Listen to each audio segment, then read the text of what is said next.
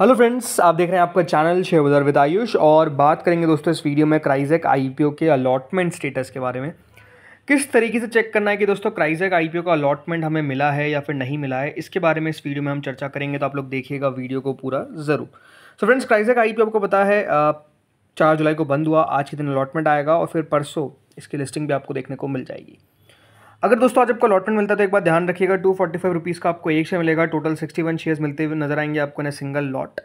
एक पूरा का पूरा ओएफएस आईपीओ था ये दोस्तों, करीबन 800 करोड़ का। अलॉटमेंट किस तरीके से चेक करना है, इसको समझने से पहले हम समझते हैं दोस्तों हर एक कैटेगरी में क्या चांसेस बनने वाले हैं अलॉटमेंट के। तो दोस्तों जो सब्सक्रिप्शन निकल कर आया इस आईपीओ में वो तो अपने आप में काफ़ी कमाल था, बिकॉज अच्छा सब्सक्रिप्शन आप कह सकते हैं हर एक कैटेगरी की तरफ से देखने को मिला, भले वो क्यूआईबी हो, एचएनआई हो, रिटेल हो। अब क्यूआईबी कैटेगरी दोस्तों कुल मिलाकर 141 टाइम सब्सक्राइब होती हुई नजर आई, लेकिन हमको मतलब है कौन सी कैटेगरी से, एचएनआई और रिटेल। तो टोटल मिलाकर दोस्तों जो एचएनआई कैटेगरी सब्सक्राइब हुई ऑलमोस्ट 80 टाइम्स, यानी 80 गुना सब्सक्रिप्शन जो है वो शानदार देखने को मिला। अब इसमें जो बिग एचएनआई कैटेगरी थी वो सब्सक्राइब हुआ दोस्तों करीबन 92.95 टाइम्स। अब सवाल आपका हो सकता है कि यहाँ पर कितने में से कितना को मिलेगा। तो देखिए, बिग एचएनआई के अंदर अलॉटमेंट के चांसेस है ऑलमोस्ट हर 19 में से एक के। कितने? हर 19 में से एक के। क्यों? बिकॉज के पीछे का रीजन क्लियर है। भले 92.95 टाइम सब्सक्राइब हुआ है, बट बिग एचएनआई के अंदर एप्लीकेशन वाइज जो सब्सक्रिप्शन है वो ऑलमोस्ट 19 गुना के आसपास नजर आता है। तो हर 19 में से एक को अलॉटमेंट मिलता हुआ देखने को मिलेगा। कुल मिलाकर जरूर दोस्तों ये आईपीओ 8,000 करोड़ तक पैसा रिसीव करने में कामयाब हो गया सिर्फ बिग एचएनआई से। बट जो अलॉटमेंट है बिग एचएनआई के अंदर, एक बात ध्यान रखिएगा, 19 में से एक को मिलेगा। Small HNI category 54.32 time subscribe हुई, बट एप्लीकेशन वाइज जो पैसा हमको आता हुआ देखने को मिला है वो 52.69 टाइम्स है। तो यहाँ पर याद रखिएगा हर 52.69 में से एक को अलॉटमेंट मिलता हुआ नजर आएगा। वहीं जो रिटेल पोर्शन है वो 10.74 टाइम सब्सक्राइब हुआ, बट एप्लीकेशन वाइज जो सब्सक्रिप्शन था वो 8.68 था। तो यहाँ पर हर 8.68 में से एक को अलॉटमेंट मिलता हुआ नजर आएगा। यानी एक बात क्लियर है कि अलॉटमेंट मिलना इतना ज़्यादा आसान नहीं है इस आईपीओ में, बट हाँ इसी तरीके से याद रखिएगा चांसेस बनने वाले। टोटल दोस्तों ये आईपीओ 62.89 टाइम्स, यानी करीबन कंपनी को 37,859 करोड़ रुपीज़ रिसीव होते हुए नजर आए, जो अपने आप में आप कह सकते हैं काफ़ी शानदार थे। 37,000 करोड़ रुपये रिसीव होना कोई अपने आप में देखिए छोटी बात नहीं है, और ओवरऑल इशू को सब्सक्रिप्शन जो मिला वो अपने आप में काफ़ी दमदार था। अब चलिए उससे बात करते हैं ये अलॉटमेंट चेक कैसे करना है। तो देखिए, अलॉटमेंट आपको चेक करना है बेसिकली दो वेबसाइट्स है।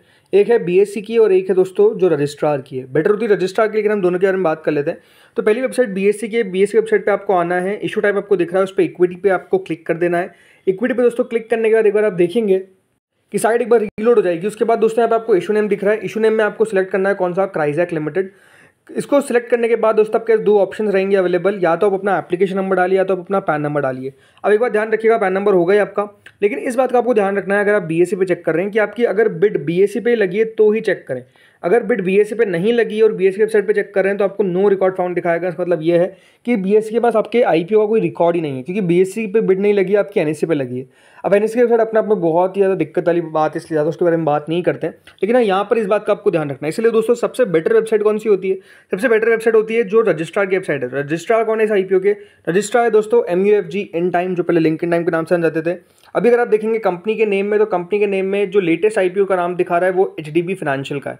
अब हमको HDB फाइनेंशियल का तो देखना नहीं है, हमको तो दोस्तों देखना है क्राइजेक का। तो अभी तक वेबसाइट पे जो आप कह सकते हैं अलॉटमेंट है वो अपडेट नहीं हुआ है। देखिए, लास्ट टाइम जब HDB फाइनेंशियल का आईपीओ आया था तो वो काफ़ी लेट अपडेट हुआ था, मतलब 5 बजे के आसपास मुझे याद है कि जो अलॉटमेंट है वो वेबसाइट पर आया था सुबह की 5 बजे। मतलब आप समझ सकते हैं कि कितना लेट आया था। बट HDB फाइनेंशियल में बात ये थी कि आईपीओ अपने आप में बिग साइज़ का था, तो ये एक बड़ा रीज़न था।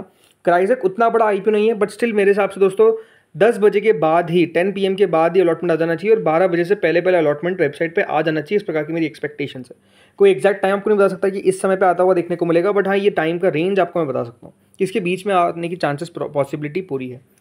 उससे पहले अगर आपके दोस्तों बैंक की तरफ से मैसेज आ जाता है कि आपका इतना इतना पैसा डेबिट हो गया है, अगर आपने यूपीआई के थ्रू लगाया, तो अगर आपका मैंडेट सक्सेसफुल हो जाता है, इसका मतलब आप समझ जाइए कि आपको अलॉटमेंट लग गया है। और अगर आपके पास आपने ASBA लगाया है तो हो सकता है कि आपको मैसेज ना आए, बिकॉज लेट भी आता है। पर अगर मैसेज आ जाए कोई भी डेबिट का, तो इसका मतलब आप समझ जाइए कि आपको अलॉटमेंट 100% मिल चुका है, राइट। अगर आपका मैंडेट कह सकते हैं कैंसिल कर दिया जाता है, तो इसका मतलब ये कि आपको अलॉटमेंट नहीं मिला है। इस बात का आपको ध्यान रखना है।